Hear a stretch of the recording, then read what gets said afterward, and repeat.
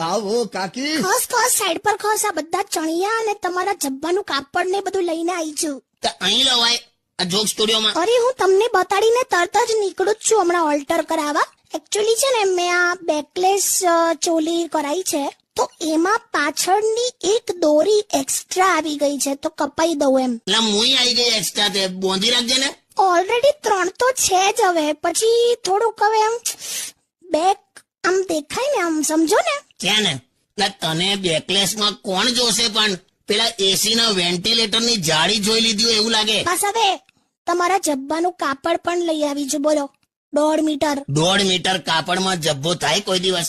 ઓછામાં ઓછું 3 મીટર જોઈએ. તો પછી તમે પણ બેકલેસ કરાવી દો. જબ્બો બેકલેસ કરાવાય? હા હા પ્લીઝ. કાકા હા તમે તો ગરબામાં જતા નહીં, પણ તમને ખબર છે ગરબા પત્યા પછી પણ બહુ લાંબો પ્રોસેસ હોય છે. ખબર તો હે ને. હો ગરબા પત્યા પછી છે ને આખું ગ્રુપ ત્યાં ગરબા ગ્રાઉન્ડમાં બેસી જાય.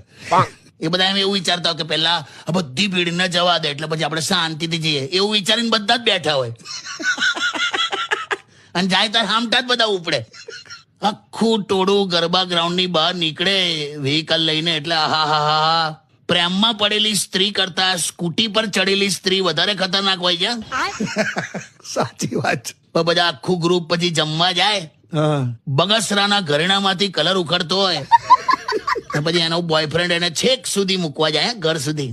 હા બધું ખબર છે તમને. એવું હોય. મનગમતી વ્યક્તિને બાય કહેવું એ આપણી ભારતીય સિસ્ટમમાં 30 મિનિટની પ્રોસેસ છે.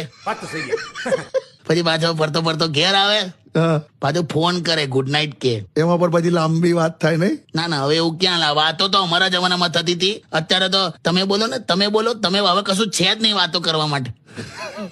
કાલે શું પહેરીશ એની ચર્ચા થાય ને સુઈ જાય, ને પછી બીજે દિવસે નોકરી આવે ને બગાસા ખાય. એટલે તમે બધું આ મને જોઈને બોલ્યા કરો છો? બધાનું આવું જોયેલા આવે.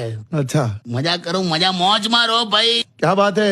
જે પસાર થઈ રહ્યો છે ને એ સમય નહીં પણ તમારી જિંદગી છે, ક્યા બાત હે. એટલે મોજ કરો. વાહ